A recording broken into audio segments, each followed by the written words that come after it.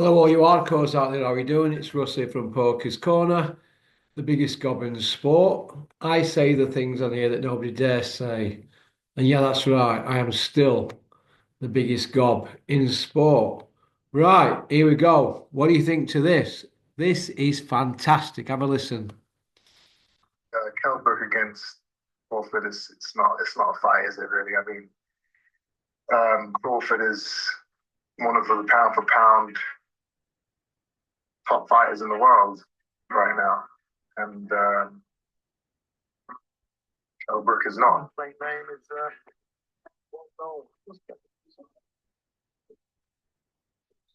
This is Terry doing the business as usual. Have a listen.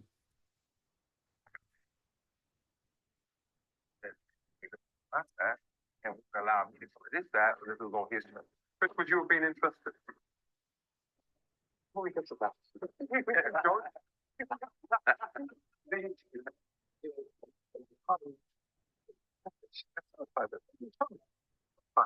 I was never about being the best. I was happy being one of the best. Hey, welcome back to the number one podcast in the sport where got a couple of things we need to talk about. It's been one of those weekends, hasn't it, where I was an idiot and I thought I'd play a game of vets rugby on a Friday and then play my normal rugby on a Monday and the money for that. So I got a bit croaky and feeling a bit sorry for myself. You guys understand why. But before we kick in, this is for men, this is for women, this is for anyone. Go and play vet sport.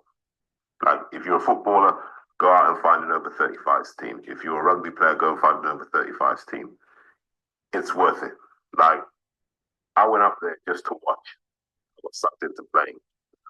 Say, how would you have your boots with you?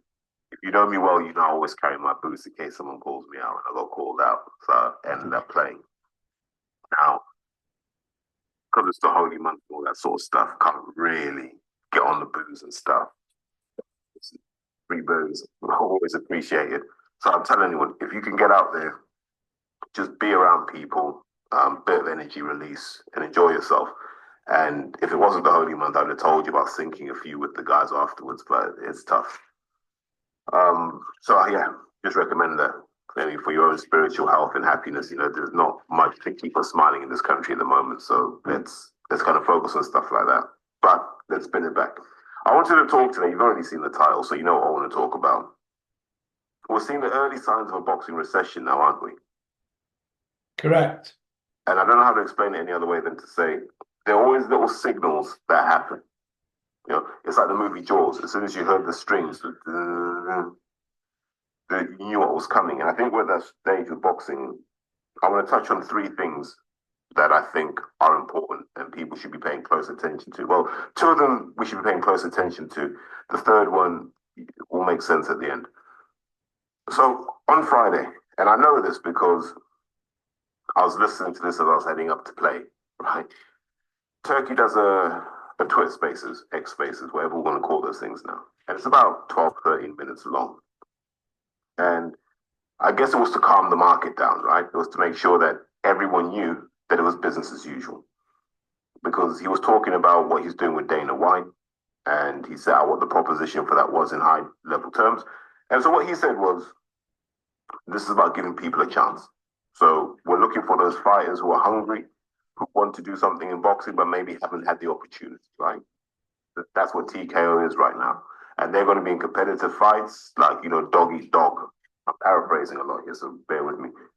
But there's going to be a lot of dog eat dog, a lot of winner stays on, that sort of stuff, until I imagine they can find 8 to 10 boxers that the public are really interested in, and then flip them into the mainstream, right?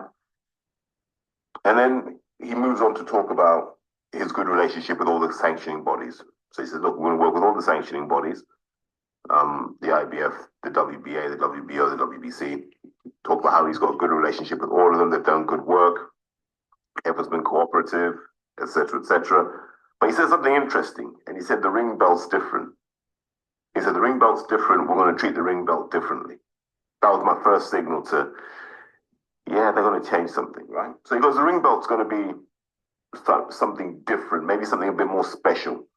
And he referenced Fury, Usyk, he referenced Beterbiev, Bivol. Said, "Oh, the ring belt comes out for these sorts of events," which we kind of understand and we know.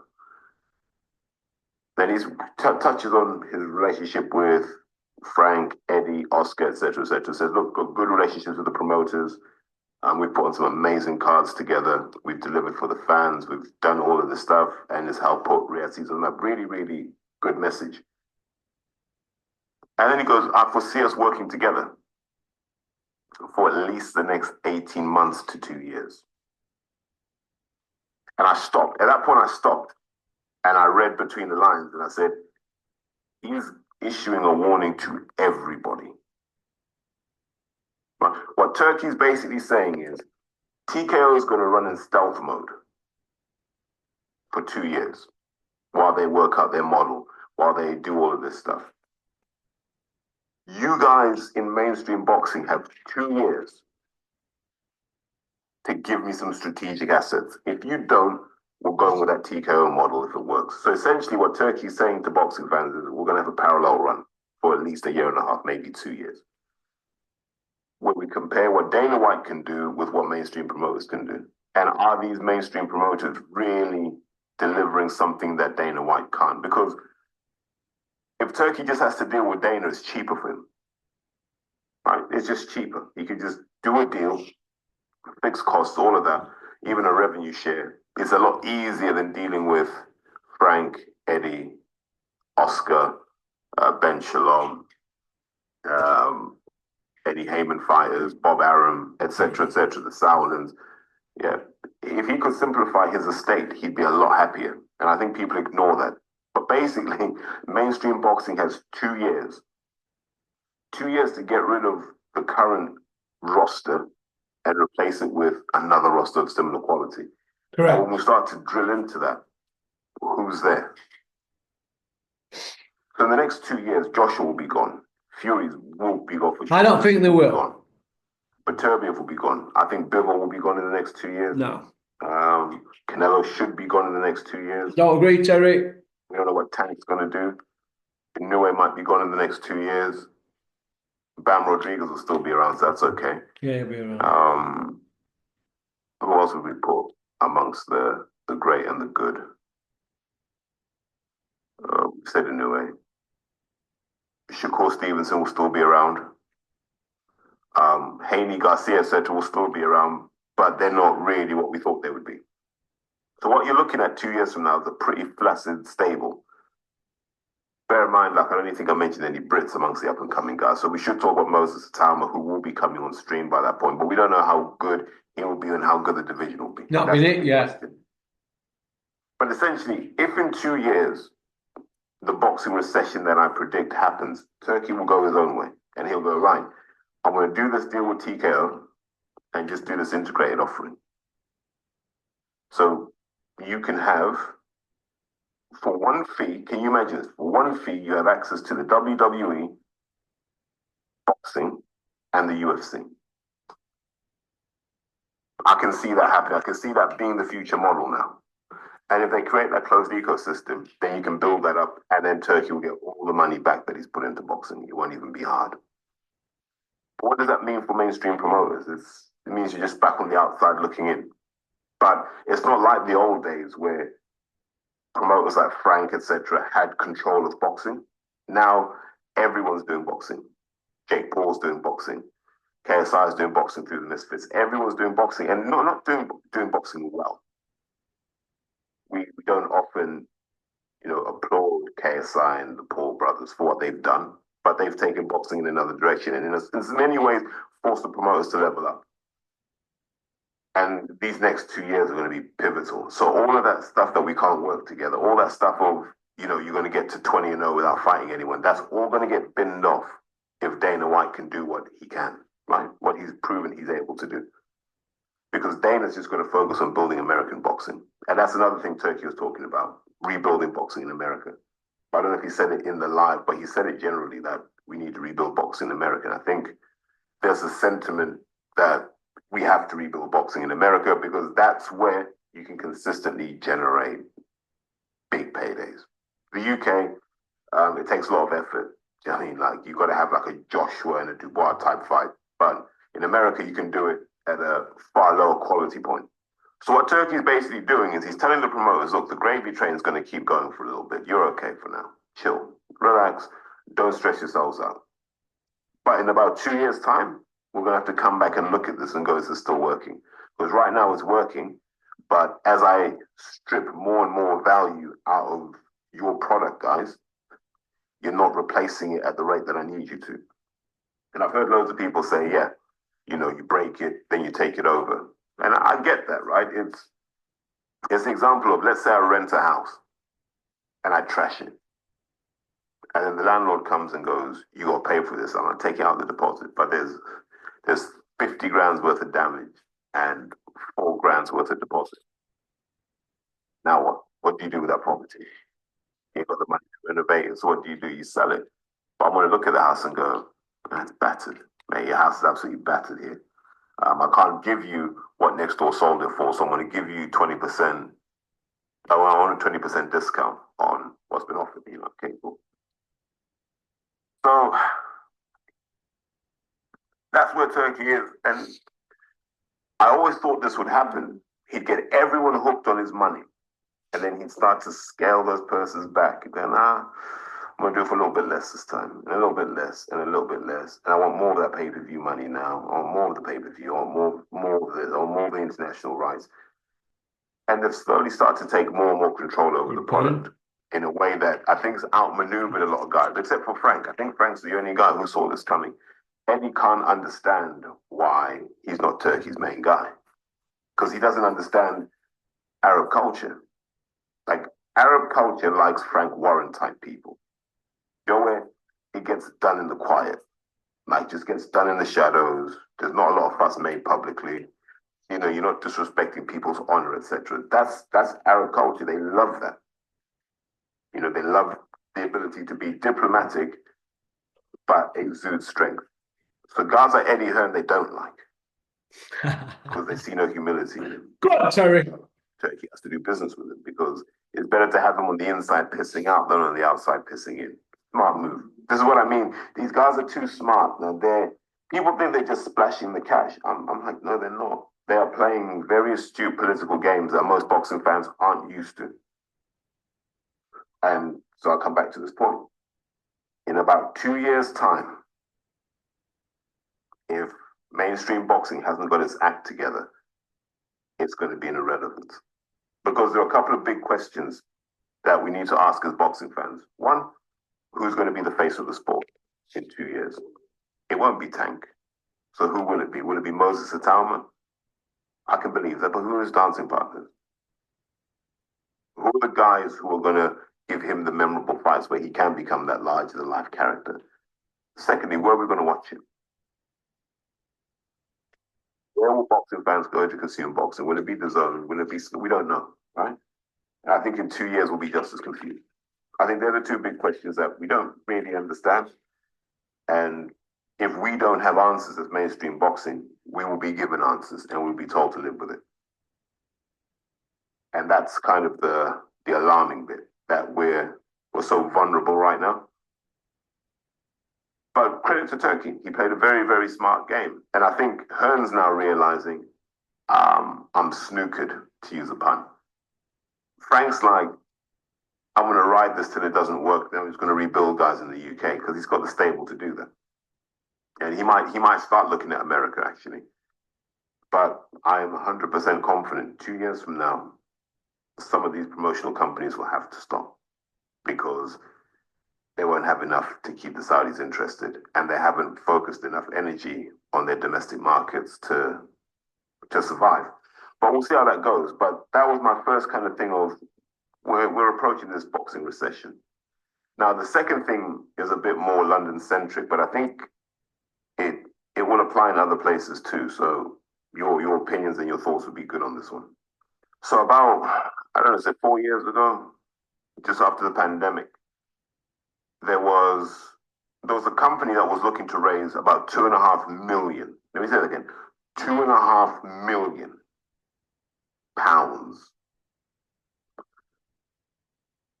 to create a chain of upmarket boxing gyms, right? I just can't remember if I saw the proposal, but I definitely heard that the funds were being raised. 2.5 million. Just for context, 2.5 mil is about what they give Team GB a year to run. That includes accommodation, paying the boxers, paying the coaches, training camps abroad, tournaments, blah, blah, blah, blah, all of that stuff, right? It's about that, maybe a little bit more for GB. Raised 2.5 mil. Now, I don't think they got 2.5 mil because I think most people with 1.5 brain cells to rub together were like, yeah. No one in this thing knows about boxing. No one really understands it, right? But I think they probably got, let's just say they got 1.5 million. That's what it feels like. So they announced the first one, Rathbones, and they get Adam Booth involved, and they get all sorts of cast of characters of all sorts of people that nobody in boxing knows, and the ones that the people knew that weren't really respected, right?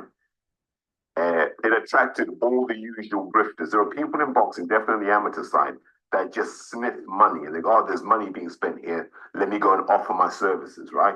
Like real lack of integrity. If there's a gym open, I'll be there, right? Make of that what you will. So anyway, it pulls in these people and it goes, right, okay, we're now Rathbones Boxing Club. We're going to attach an amateur boxing club to this as well. And you're like, okay, you're going to have an amateur boxing club by Tottenham Court Road. What's your target demographic for an amateur club? Who's really coming in? Do you know what I mean? Like, who? Not really thought through. So anyway, we're like, okay, let's see how this goes, right? They've decked it out beautifully. Rathbones looks amazing. The floor's incredible. The facilities are incredible. All that stuff is top notch, right? You're like, okay. We'll see how it goes. Right? You're observing from afar. I'm going to remember the order they opened in. Then they opened one in Camden called Camden Boxing Club, right? And they were affiliated with Hawley ABC up there. Same thing. At this point, I'm now running numbers in my head going, how are they paying rent in these two prime locations? And how they're making it work? Because when you've been in boxing long enough, you know where boxing gyms can work and where they can't work. Whatever level you're trying to pitch it at, you know where it can work and where it can't work. And in this instance, I'm like, nah, this can't work, right? And then you're like, okay, maybe they'll stabilize it too and try and build something that works. Oh, no. Oh, no. Then they opened Bermondsey Boxing Club, and that's Tower Bridge Road, up that way. Same questions. How are you affording this? Who are you going to attract here? Bear in mind, you've got the Fisher just up there. Do you know what I mean? You've got Fisher up there, you've got Double Jab not far away, and all sorts of other gyms on the other side. So you got, there'll be a gym in Limehouse. With the left hook, you've got those guys up there as well. In the East End, you've got Valerian Spicer's gym. There are loads of gyms around there already that people are going to, not could go to, are going to, right? People with money are going to some of these gyms. So I'm like, okay, you've opened this, and what? And now I'm like, they can't be stupid enough to open a fourth one, right? Because at this point, you realize the proposition ain't working. In my head, I'm like, this ain't working. Because you can go past Camden, it's fucking empty. And then they open a fourth one in Kensington, and I'm just like, this is a suicide mission. I can't say that. This is a kamikaze mission. You know what I mean? This is a kamikaze mission. And I'm like, right? So I'm watching, I'm like, this is going to fall apart at some point. Now, I have no idea how bad it is, but I did a Q&A ages ago, and I said, these posh gyms ain't going to work. And one of the coaches in one of these clubs messages me, and this would have been tail end of the summer, I think. And it's like, mate, you have no idea how bad it is here. No one has a clue what they're doing, and even worse, they don't want to listen. I was like, okay. So I kept an eye on it. And then I found out a few weeks ago that Camden was shutting down. And if you follow my Q&As, you'll know that once I heard Camden was shutting down, I said, right, it's over. All of this is just going to implode pretty quickly. It's a house of cards. They've burnt through the cash. Right? I'm like, how do you burn through $1.5 million? So this weekend, they've announced it. They're all shutting down. I think Camden's closed, Rathbones closed.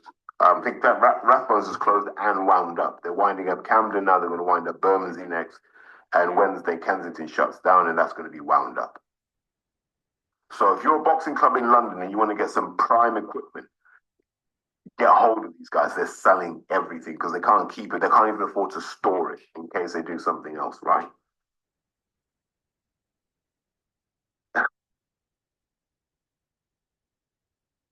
I spit it back to what I always say. Boxing is the art of finding people with money and separating them from that money. So all the grifters have made their money. All the grifters have made their reputations and whatnot. They've used this opportunity for what it gives them without putting anything back in.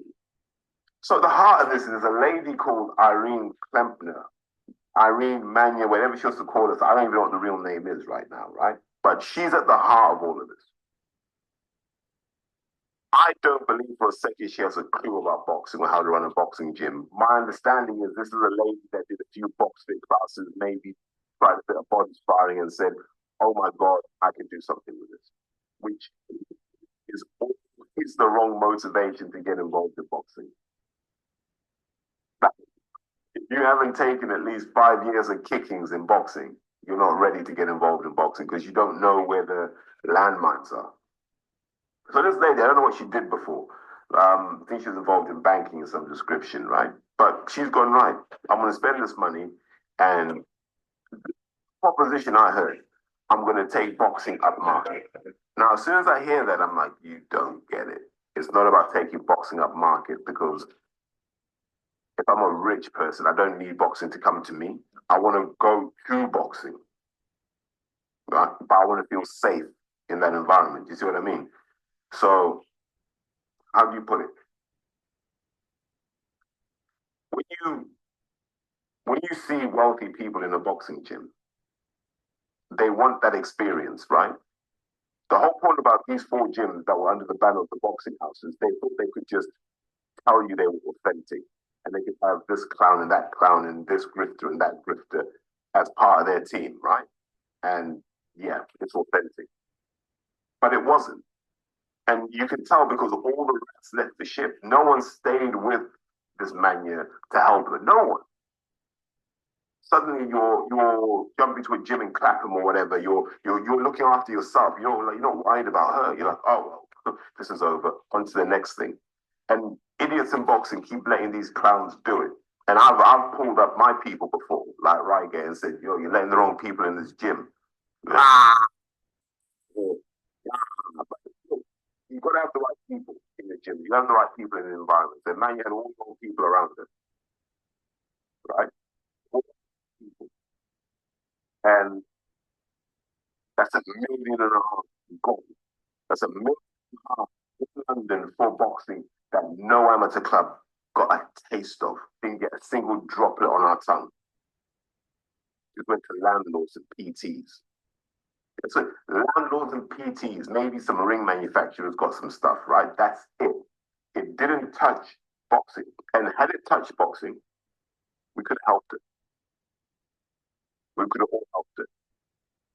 You could have, look, I'll give you an example. She could have gone to the lodge and said, Mark, can I hire this place out on a Saturday afternoon, 2 till 6, Sunday between 10 and 2. And I mean, it's a doze, right? Mark would have said, cool, use this.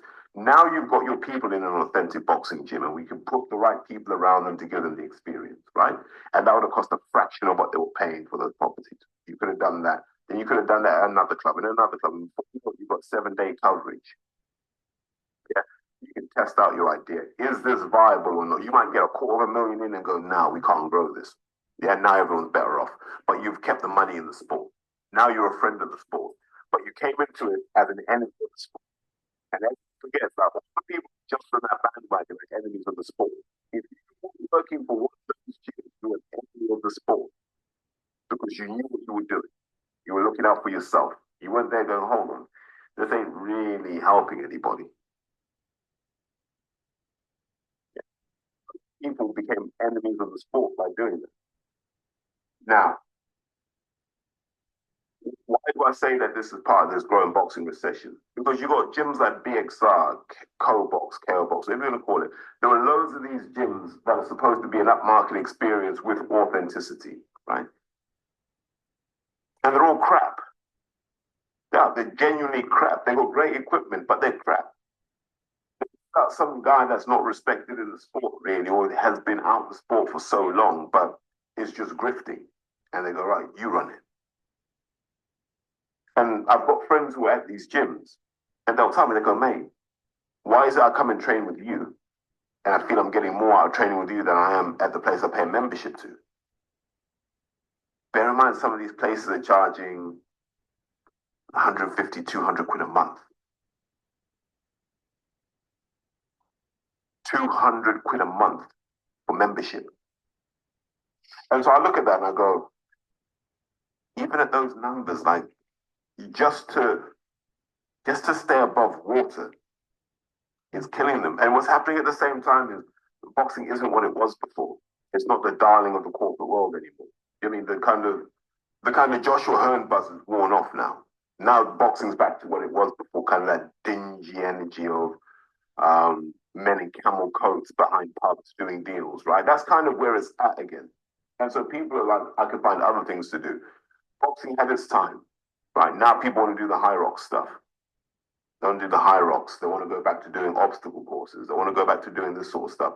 And people are like, yeah, boxing's cool, but if influencers are doing it, I don't want to touch it. It's not the same thing anymore. MMA is taking some of that buzz as well. And I think if you look at it, like how many requests are you getting to fund white collar fights now? You're not really. White collar boxing is dead. Because it's like, well, basically, I'm just fighting someone just as shit as I am. What's the point? So people are walking away from boxing, and it's very hard to justify £200 a month in a sport you don't care about because you don't watch it, you don't know where to watch it anymore. It's not in the public consciousness, and it doesn't have that halo effect that it had before. Yeah, I go to a boxing gym. Yeah, so do I. So does everyone. Who cares? Now you're like, nah, what am I doing this for? So I think you're going to see all of these companies start imploding. Your BXRs, your Buddha boxes, they're all going to start crashing and burning because you can't have these central London presences at a time where most people spend the majority of their week out of central London. Like these are strategic errors that are proving very costly. And remember, none of this money filters back into boxing. I don't want to hear this, yeah, but it helps this ex-boxer. And I don't give a monkeys. Yeah, we don't care. Like that guy's been through the mill, sorry. We don't care. We care about the kids who are trying to make something of themselves now, the kids we're trying to keep on the straight and narrow, the kids we're trying to give hope to. And that money ain't helping nobody. It's just leeching off boxing. That's what that Mania did. I've got nothing against it, but quarter spade a spade. She leeched off boxing. BXR leeches off boxing. All of these gyms leech off boxing and they don't give anything back. They just leech.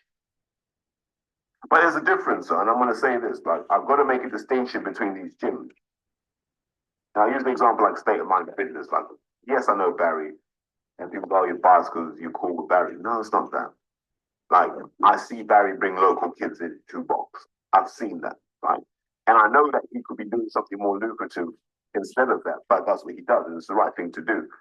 State of Mind in Hammersmith, if you're in West London, that should be your port of call. If you're in North London, Rival Boxing Gym should be your port of call. All the facilities you want, the experience you want. Because remember, here's one of the reasons you go. You want to hear the stories. You want to be around the old timers. You want to be around people who just fought. You want to see the lumps and the bumps. You want boxing to be real. You want that connection between what you see on TV and what you see when you walk into the gym to be seamless, right?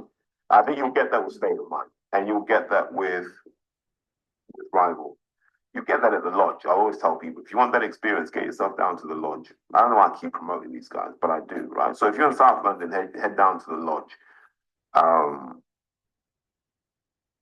Where else can you go? Where you're going to get that experience, but still be in a nice environment. Dale Youth in West is nice as well. But for me, yeah, those sorts of gyms, go and do that. The money stays in the sport that way. That money stays in the sport. It's not going to paying bankers or landlords or anything like that to the same extent that all this other nonsense is. But that's what we need to start reviving. Yeah, and we should all be campaigning for this as boxing fans. Bring everything back to basics. Let's go back to our heritage. Yeah, let's go back to our heritage clubs and start from there. All these new gyms that people are coming up with. Look at this. Yeah, you can have a triple espresso after you've trained. Nobody cares, man. That's not boxing. But I would say this again, $1.5 million UK pounds sterling spunked by a woman that knew nothing about boxing. Zero, zip, nada. And everyone knew she was clueless about boxing, so I imagine they fleeced her. And I sound angry, but I feel sorry for her because at no point did it occur to her, maybe I should get some people around me that know boxing, or maybe I should spend time in a gym just learning how the game works. What are the ebbs and the flows? Because here's the thing, I'll give you a prime example. If you've gone through $1.5 million, right, you've probably spent about 2 million total, because I don't think they made that much money. You had 2 million in about 4 years across 4 venues, right? $500,000 a venue. How are you making that back? You have to charge 100 quid a session. Who's paying 100 quid a session to be trained by a guy that was in Fitness First last week? Who's paying 100 quid a session to be stood next to Bertie and have to spar this guy who's equally useless and isn't going to teach you anything? I mean, and then there's a whole litany of failed amateur coaches that seem to pop up in these gyms and tell you stories about how they were good at anything, but all they do is hang around. Yeah, they just hang around. Oh, yeah, I was at this club. Yeah, but you saying, yeah, I was just, assisting. Then I was at this club. And all these really good names on their CVs, but they did nothing in those clubs. Nothing. Like, absolutely nothing. Then they'll tell you about their record. You're like, but you boxed when there was no one there. Like, you went by, semi-final. Over in the semi, the final. But champion. People will tell you their record based on that. This is how £1 million goes missing. And I know for people outside of London, they're just like, mate, I can't even process this right now. It's crazy. It's crazy. Can you imagine what $1.5 million would do for boxing up north? Be a game changer. Get more kids in. Do a lot more. But this is what happens when egos get in the way. That boxing house thing was an absolute disaster from start to finish. And there's a lesson for anybody. If you don't know boxing, stay away from it. It's neither a sport nor a business. In many ways, it's a scam. And you've just got to know how not to get scammed. That's how you keep boxing clubs standing generation after generation. But come back to the theme of the discussion.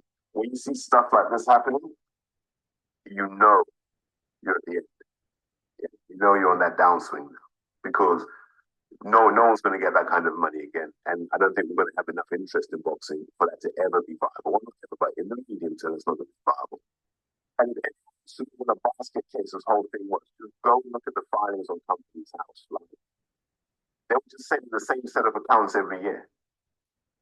Like identical, didn't change a word, just send that. I'm like, everything's unaudited, nothing signed by an auditor. Just not a good operation at all. Not a good operation. Like, you've got people as directors that we don't even know. You're changing company names every 3 or 4 weeks. Like, what the hell's going on here? Do you know what I mean? So, what I would say is beware of these things that look shiny until you look under the bonnet and see whether there's a V12 in there or basically a goldfish bowl. But the third thing I wanted to touch on was this kind of Chris Eubank versus Conor Benn fight.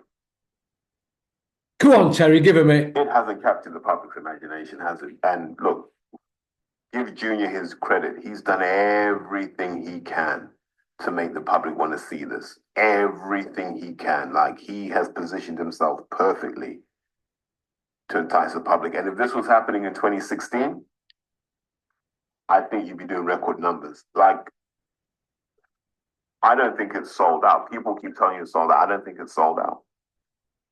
Remember when I was telling you there are 130,000 people in the queue, in this imaginary queue that they made up, and yet it didn't sell out. So what kind of conversion is that? That is pretty poor conversion.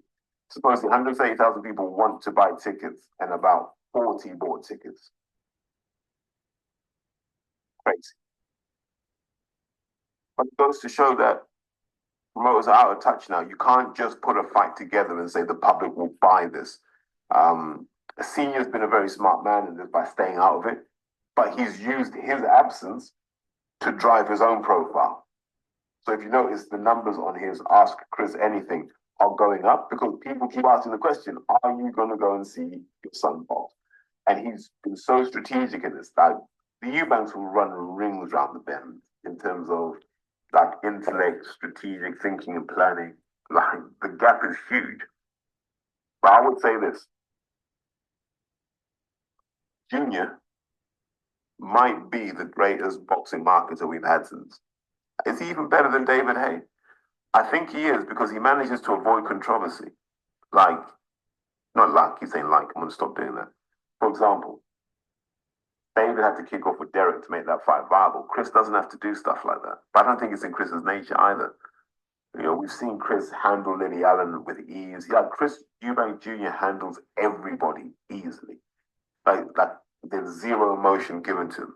Just sticks to facts and logic and just nails you. The fact that the public don't want to see this tells you there's only so many times you can disrespect the fans before the fans go, well, we're going to give boxing its Brexit moment. We're going to show the promoters that we can give them a kicking. Because no one's really talking about this. Jump on Twitter. It's not really top to toe in your feet. It may be in fight week, it will be. But by then it's too late because you want the anticipation to be happening now, which it would have been back in the day.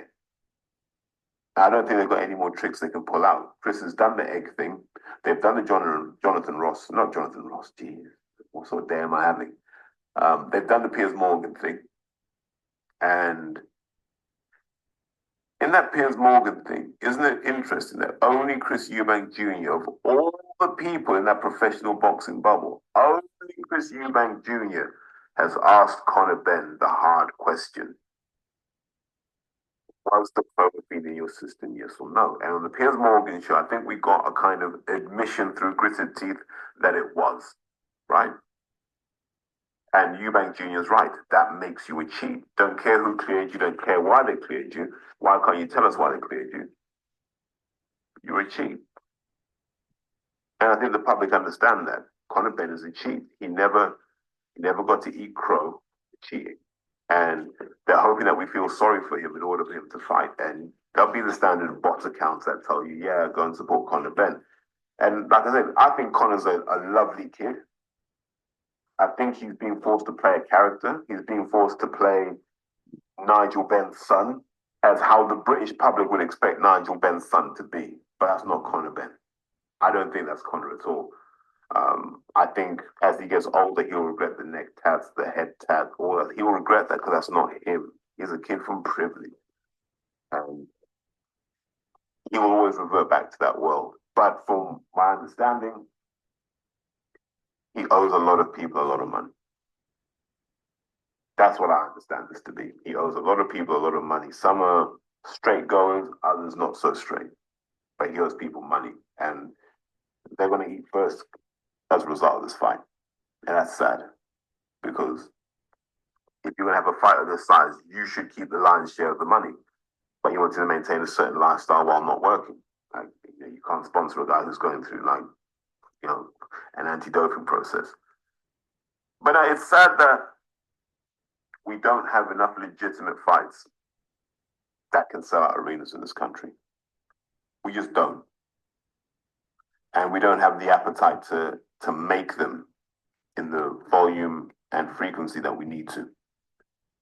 And back to the point about the recession, you're going to start seeing promoters go back to stretching out cards. Like when there's a drought, right? There's a drought and people put a bit more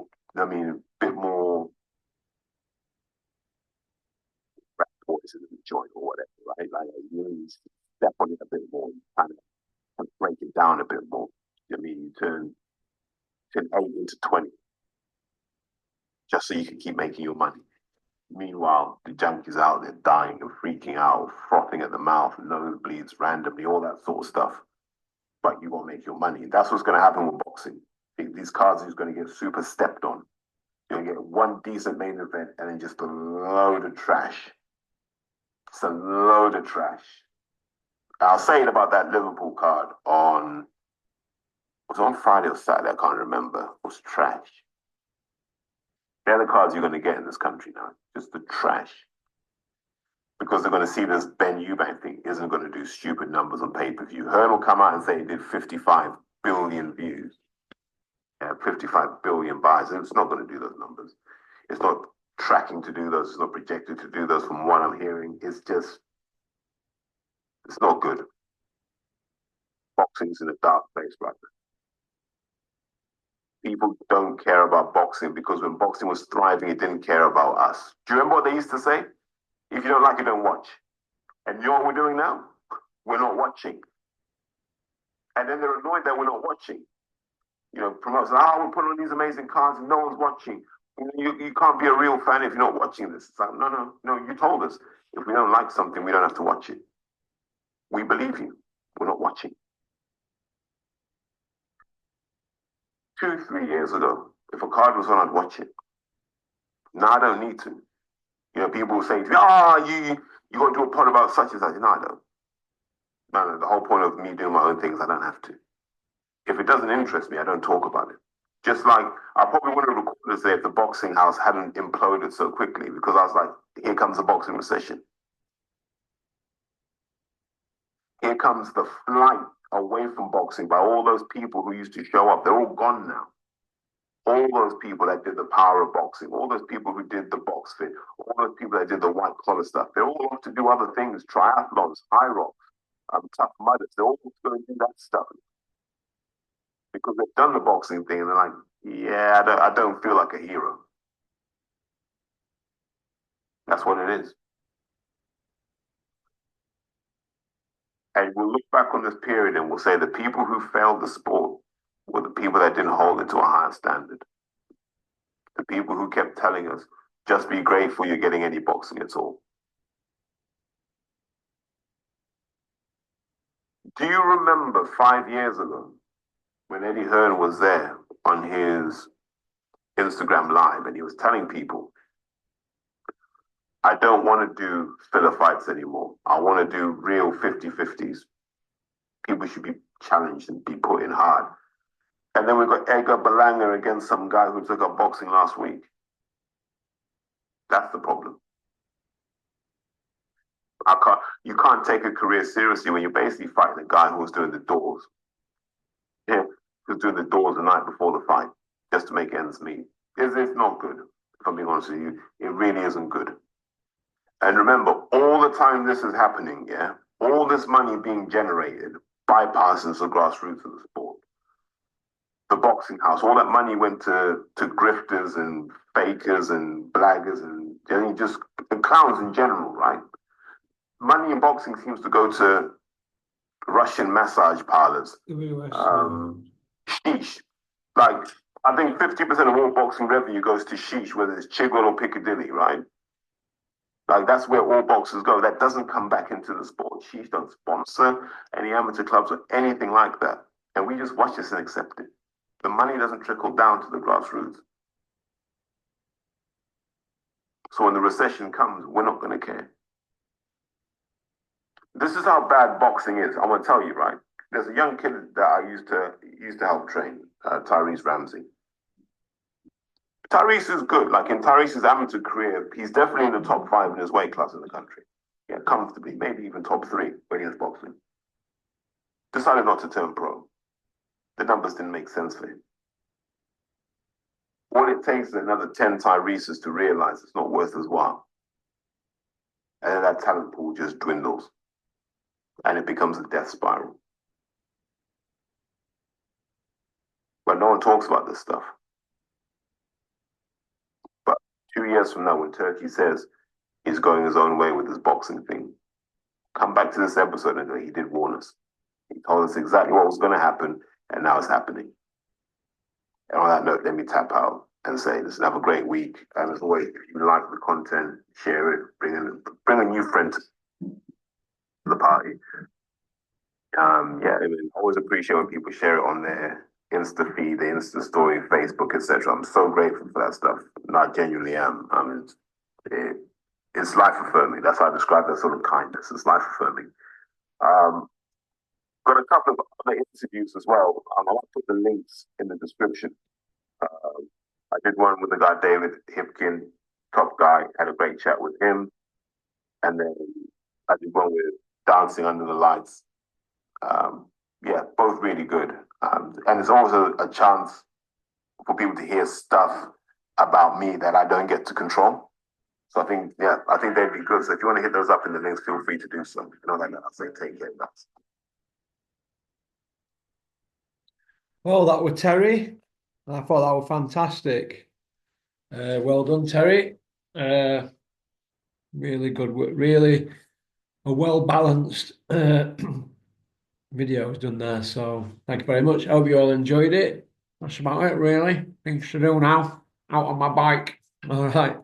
Thanks for liking and subscribing and leaving a comment. Big shout out to Peter the Freitas. I hope you're getting better, my friend. Pop, pop, bang.